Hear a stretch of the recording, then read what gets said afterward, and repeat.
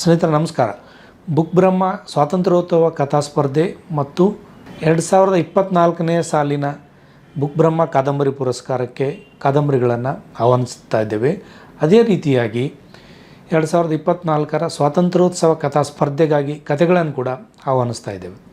Book ಬ್ರಹ್ಮ ವಿಳಾಸಕ್ಕೆ ಈ ಕಥೆಗಳನ್ನು ಕಳಿಸ್ಕೊಡ್ಬೇಕು. ಕತೆ ಮತ್ತು ಕಾದಂಬರಿಗಳನ್ನು ಕಳಿಸ್ಕೊಡ್ಬೇಕು. ಕಾದಂಬರಿಯ 4 ಪ್ರತಿಗಳು ಮತ್ತು ಕಥೆಯ 1 ಪ್ರತಿಯನ್ನು ಕಳಿಸ್ಕೊಡ್ಬೇಕು. ಕತೆ ಮತ್ತು ಕಾದಂಬರಿಗಳನ್ನ ಕಳಿಸ್ಕೊಡ್ಲಿಕ್ಕೆ ಮೇ 1ನೇ ತಾರೀಕು ಕೊನೆಯ ದಿನ.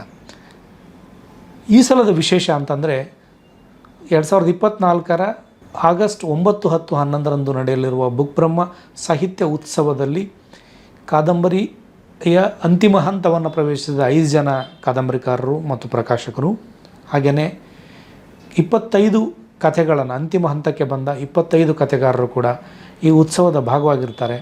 ಉತ್ಸವದಲ್ಲಿ ಸಕ್ರಿಯವಾಗಿ ಪಾಲ್ದಾರರಾಗಿರ್ತಾರೆ ಮತ್ತು ಈ ಉತ್ಸವದಲ್ಲಿಯೇ ಕಾದಂಬರಿ ಪುರಸ್ಕಾರ ಮತ್ತು ಕಥಾ ಸ್ಪರ್ಧೆಯ ಬಹುಮಾನಗಳನ್ನು ವಿತರಿಸುವ, ಪ್ರಶಸ್ತಿಯನ್ನು ವಿತರಿಸುವ ಸಮಾರಂಭ ಕೂಡ ನಡೀತದೆ ಅಂತ ನಾನು ಈ ಮೂಲಕ ತಿಳಿಸ್ತೇನೆ.